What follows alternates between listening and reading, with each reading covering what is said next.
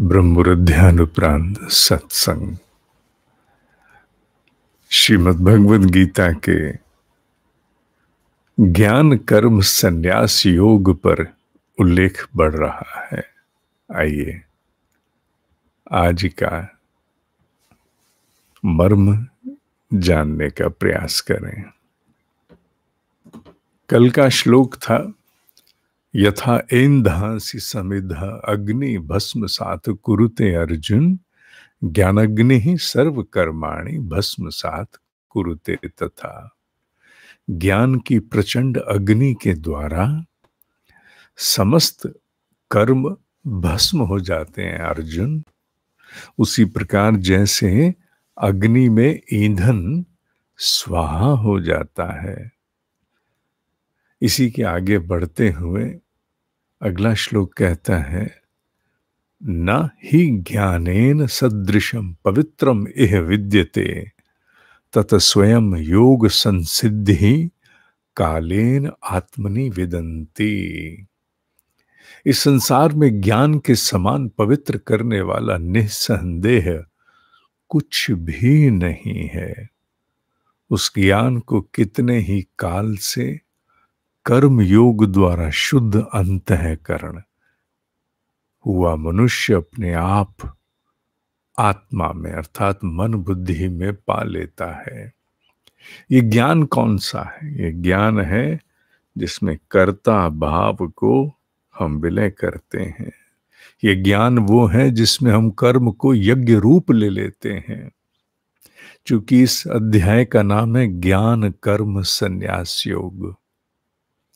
कर्म योग को एक विस्तार देता है ये अध्याय, और कर्म योग के ज्ञान को ही इन्होंने योग संसिद्धि के नाम से यहां कहा है कि उसके द्वारा जिसका अंतःकरण शुद्ध हो जाता है, जिसमें अनासक्ति, जिसमें कर्ता भाव का विलय हो जाता है, उस ज्ञान के अभ्यास, कर्म योग अर्थात अभ्यास अभ्यास अभ्यास, ऐसे ज्ञान के अभ्यास से शुद्ध अंतःकरण हुआ मनुष्य अपने आप अपने मन बुद्धि में पा लेता है।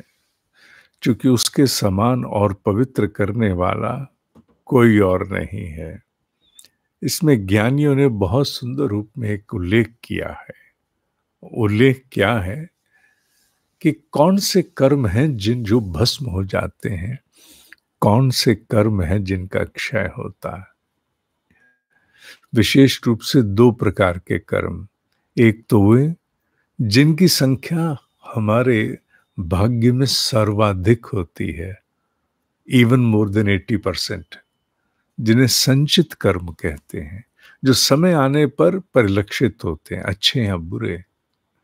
वो जैसे भी कर्म हैं उनका क्षय ज्ञान के द्वारा, कर्म योग के ज्ञान के द्वारा, उसके अभ्यास के द्वारा, अनासक्त भाव से कर्ता भाव का त्याग करते हुए, प्रत्येक कर्म को यज्ञ रूप करते हुए, सेवा रूप अर्पित करते हुए मनुष्य अपने संचित कर्मों को भस्म कर देता है। और साथ ही उन कर्मों को भी जो आने वाले समय में किसी न किसी रूप में बंधन का कारण बन सकते हैं, उनको भी भस्म कर देता है। प्रारब्ध निश्चित रूप से रास्ते में आएगा। ये ठीक है कि प्रारब्ध का भी जो कष्ट है वो उन स्वरूपों में नहीं रह जाता। क्योंकि ऐसा जीव जिसके भीतर ऐसा ज्ञान उदय हो गया, कर्ता भाव समाप्त हो गया, अनासक्ति जाग चुकी, उसे प्रारब्ध भी उस प्रकार आंसता नहीं है, त्रास नहीं देता है।